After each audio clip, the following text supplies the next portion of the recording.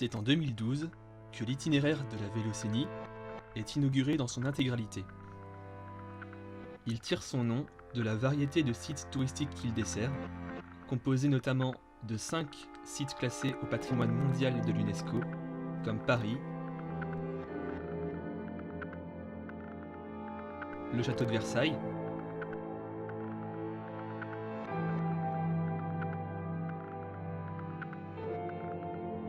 la cathédrale de Chartres,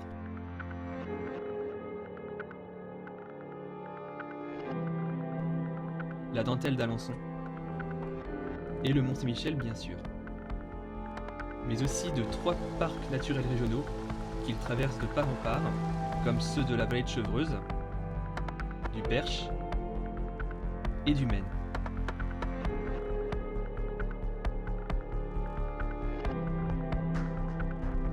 Mais sa dimension historique provient surtout de son tracé, qui emprunte dans sa majeure partie ce qui fut l'un des principaux chemins empruntés par les pèlerins qui se rendaient au Mont-Saint-Michel à partir du Xe siècle. Ces derniers venaient en effet y prier l'archange Michel, qui est l'un des principaux saints de la religion chrétienne, et dont le mont est le plus célèbre édifice au monde lui étant consacré. Mais aussi parce que sa construction est à l'origine de l'archange même, qui en fit la demande en 708 à Aubert, l'évêque de la ville voisine d'Avranches, pendant son sommeil. Aménagé en forteresse puis en prison, le mont est aujourd'hui connu comme étant le seul pan du territoire français à n'avoir jamais été conquis par les troupes anglaises pendant la guerre de Cent Ans. Avec sa baie qui est souvent le théâtre de grandes marées souvent impressionnantes, le Mont-Saint-Michel est aujourd'hui l'un des sites les plus visités de France. Depuis le Moyen-Âge, on se rend au mont parfois depuis l'autre bout de l'Europe, et des chemins y sont alors aménagés. Parmi lesquels celui de Cologne, qui passe par Paris, ou celui de Chartres. Et c'est ce dernier que suit la Vélocénie sur la majeure partie de son parcours.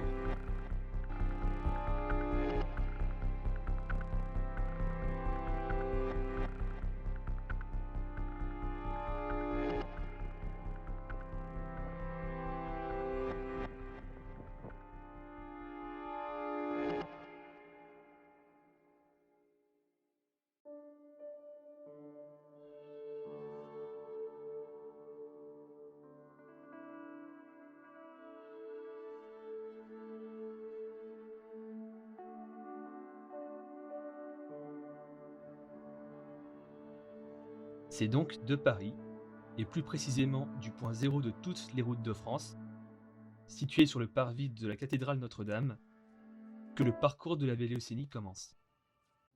Mais pourquoi est-il placé ici? La raison serait tirée d'une légende remontant au IXe siècle, selon laquelle en ce lieu se dressait une ancienne chapelle consacrée à Saint Christophe, représenté comme étant le protecteur des voyageurs, avant d'être choisi plus tard comme lieu d'implantation de l'échelle de justice, ce poteau devant lequel les détenus s'agenouillaient pour faire amende honorable et reconnaître leurs crimes.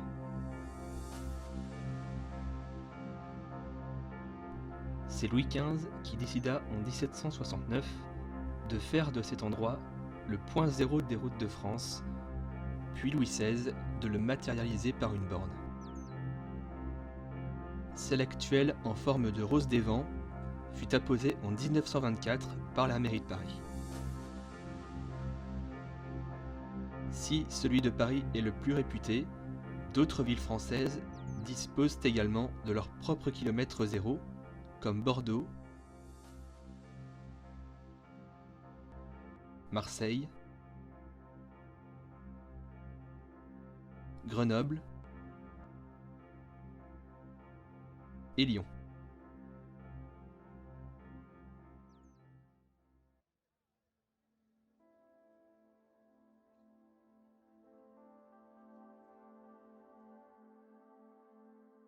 Du parvis de Notre-Dame, l'itinéraire rejoint la gare Montparnasse et emprunte alors ce qui est la plus ancienne piste cyclable de Paris, mise en service en 1970, qui relie la place de Catalogne jusqu'à la porte de Vanves et file vers le sud.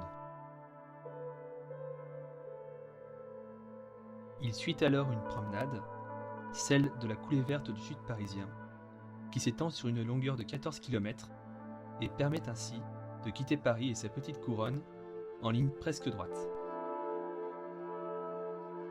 Durant sa traversée, vous pourrez apprécier la vue sur le domaine de Sceaux, datant du XVIIe siècle et dont les jardins sont l'œuvre d'André Le Nôtre.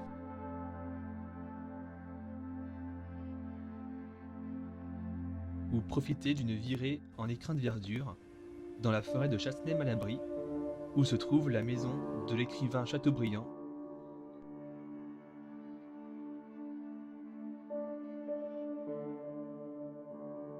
et son arboretum, situé juste à côté.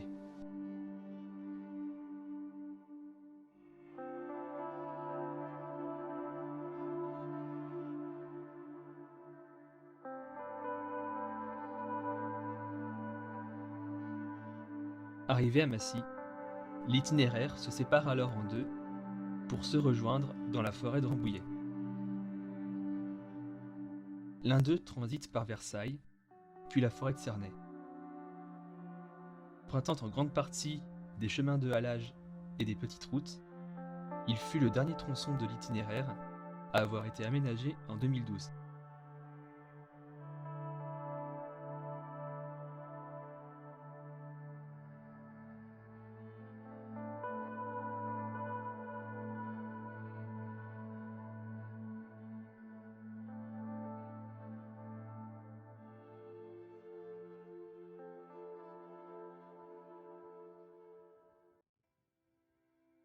L'autre, qui emprunte les mêmes formes de voirie, transite par le plateau de Saclay et l'ancienne région de l'Urpois. Il passe sur le viaduc des Fauvettes, un vestige de l'ancienne ligne ferroviaire qui reliait Paris à Brest jusqu'à la fin de la Seconde Guerre mondiale, puis rejoint la ville de Limours, où commence l'ancienne piste d'essai de l'aérotrain.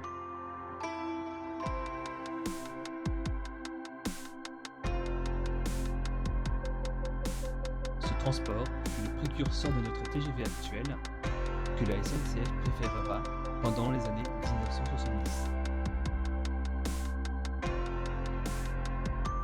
Ses premiers essais furent réalisés sur cette piste, dont on peut encore voir son système de fonctionnement. Une propulsion par turbine et une circulation sur un monorail qui lui permettait d'atteindre la vitesse de 320 km/h, qui mettait ainsi Paris à seulement 20 minutes d'Orléans.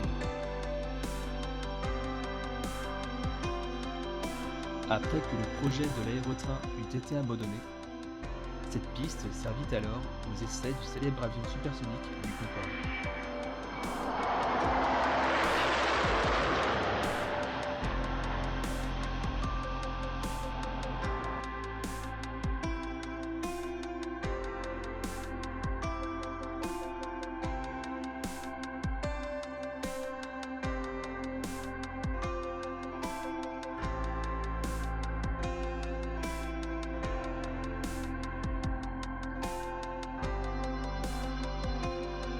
Après avoir traversé Rambouillet, son parc,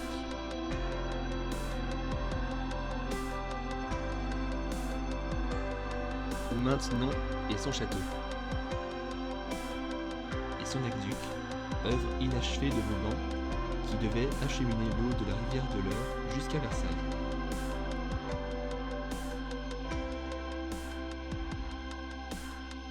Apparaît Chartres, dominée par sa cathédrale.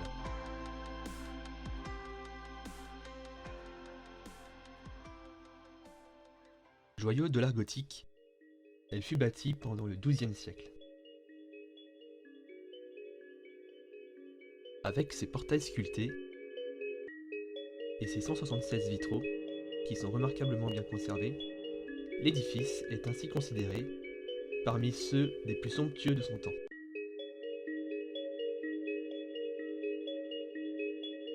Classée au patrimoine mondial de l'UNESCO au titre des chemins de Saint-Jacques-de-Compostelle, la cathédrale est également le point de départ de l'un des chemins tracés au Moyen-Âge qui mène au Mont-Saint-Michel.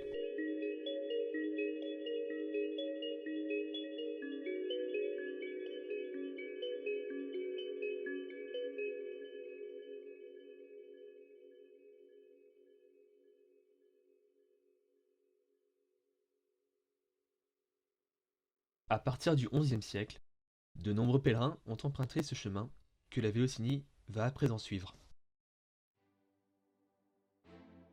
Ils pénètrent dans le Perche, une ancienne province qui tire sa réputation aujourd'hui du parc naturel fondé en 1998.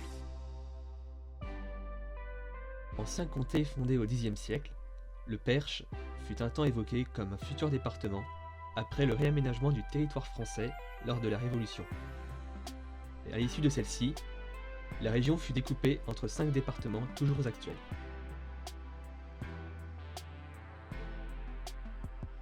Paysage de collines et de forêts, le parc est aménagé sur les mêmes frontières que la province ancestrale. Le Perche est réputé pour sa race de cheval, élevé dans l'un des nombreux haras, comme celui du Pin, mais aussi pour ses magnifiques villages, comme celui de Phrasé que nous traversons.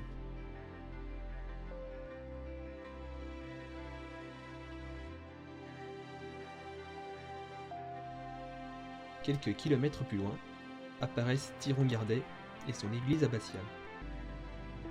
L'une des étapes du pèlerin, qui fut fondée au XIIe siècle par un ermite, Bernard de Thiron. Très puissante jusqu'au XVIe siècle grâce à son fondateur, l'église romane fut le chef-lieu de l'ordre monastique de Thiron, un ordre très répandu au Moyen-Âge. Et c'est au cours du siècle suivant que le fils du roi Henri IV, alors abbé commanditaire de Thiron-Gardet, fonda un collège militaire accolé à l'abbaye.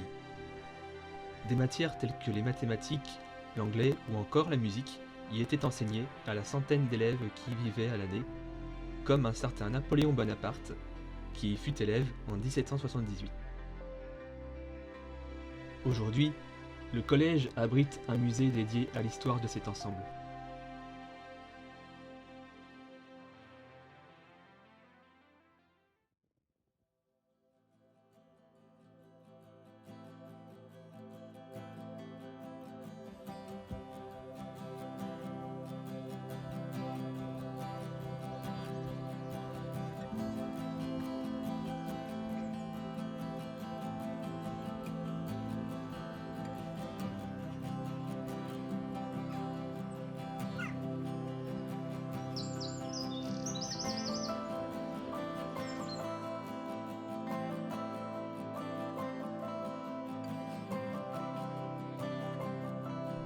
De Nantes à Alençon, cette ligne de 65 km fut active entre 1873 et 1984 avant d'être accessible à la randonnée en 2010.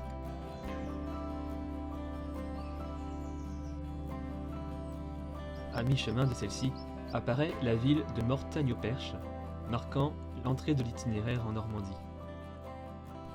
Si cette petite ville est célèbre pour ses hôtels particuliers et ses belles demeures, elle l'est également pour le cloître de son couvent Saint-François, datant du XVIe siècle, ce qui en fait l'un des plus anciens de Normandie.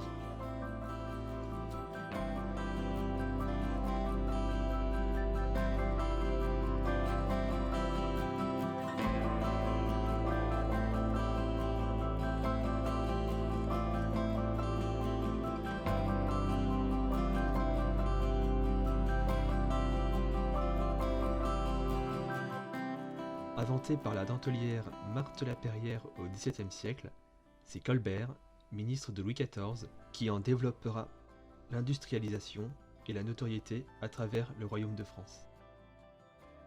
Sacrée lors de l'exposition universelle de Londres en 1851, la dentelle d'Alençon est classée depuis 2010 sur la liste du patrimoine culturel immatériel par l'UNESCO.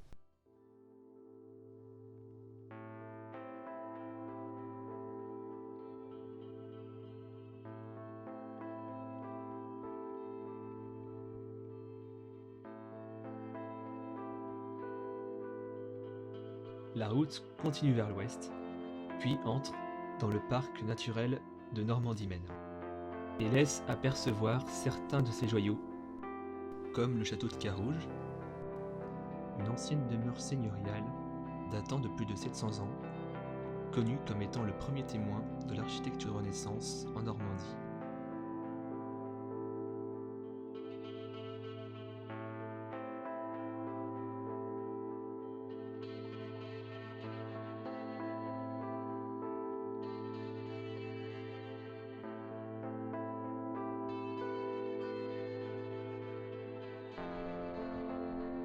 ainsi que la station thermale de Bagnoles-de-l'Orne et ses maisons Belle Époque.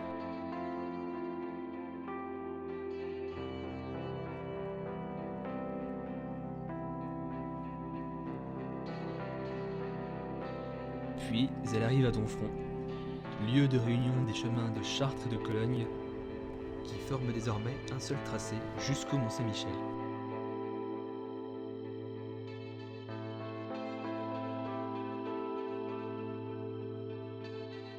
Réputée pour sa cité médiévale, Domfront est une ville perchée et dominée par son château, bâti au cours du XIe siècle par le fils de Guillaume le Conquérant à des fins défensives.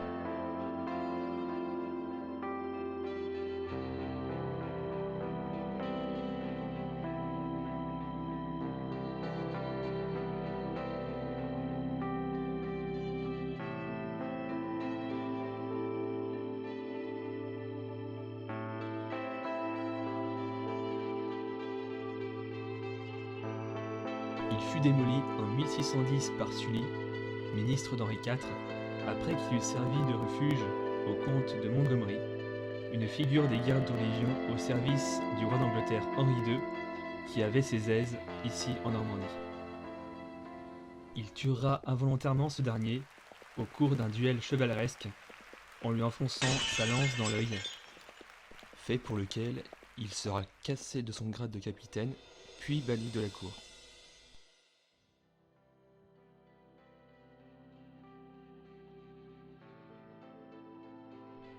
La Vélocénie emprunte ensuite à nouveau une ancienne voie ferrée réaménagée.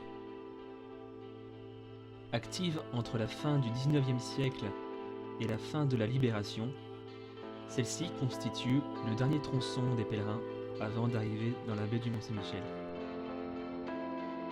Quelques vestiges du passé ferroviaire de cette voie sont toujours visibles aujourd'hui, comme les gares de Barenton, d'Isigny-le-Buat ou encore de Ducet.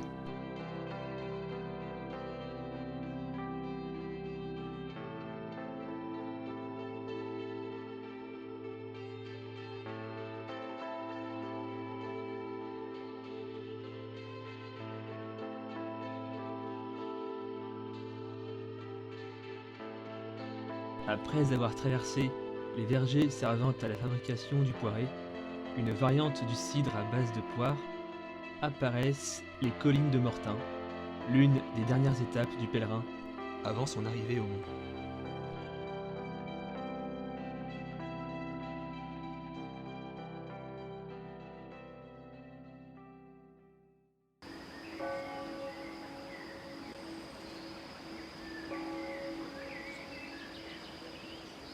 Il y faisait étape en ces deux chapelles, notamment celle de Saint-Michel, située au sommet d'une colline, depuis laquelle il est parfois possible d'apercevoir le mont, encore éloigné de 70 km.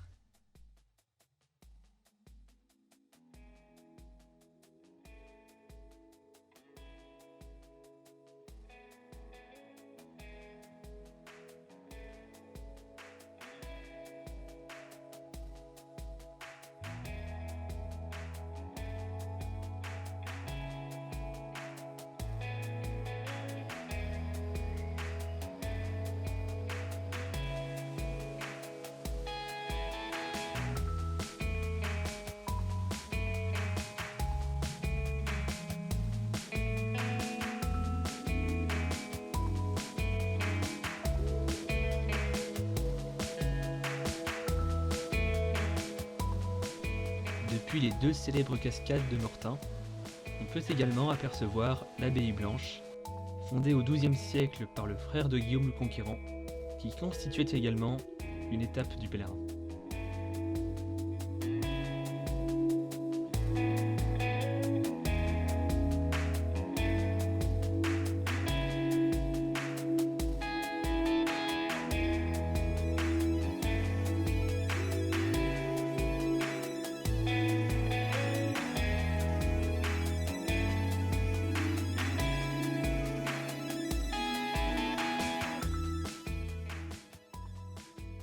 Au détour de la route, on verra la cité fortifiée de Saint-Hilaire, par l'un des compagnons de Guillaume le Conquérant.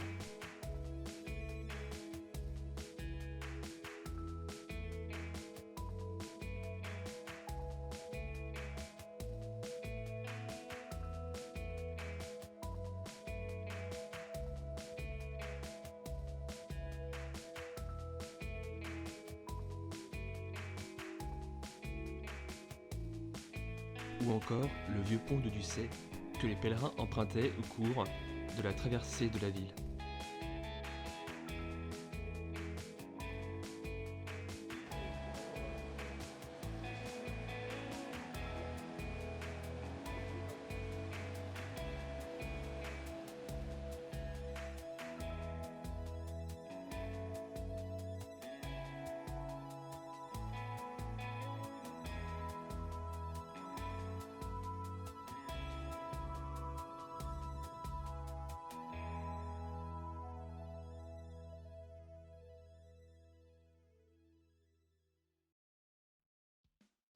À l'arrivée de l'ancienne voie ferrée, le mont est désormais en vue, et c'est ici, à Pont-Aubeau, que l'itinéraire croise alors, emprunté par les Alliés après le débarquement de 1944 afin de libérer la France.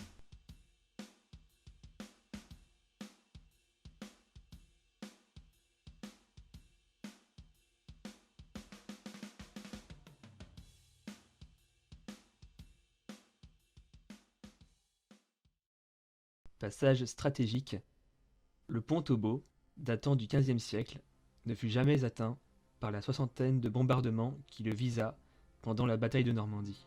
Les villageois faillirent connaître le même sort que ceux d'Oradour-sur-Glane lorsque, en représailles après 3 déraillements, les troupes allemandes enfermèrent les villageois dans l'église.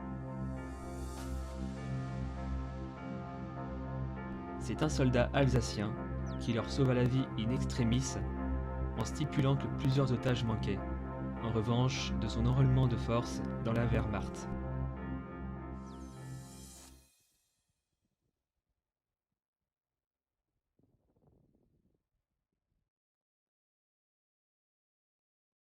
Puis la Vélocénie achève finalement son parcours en longeant les grèves fouettées par le vent et ses herbus peuplés par les moutons.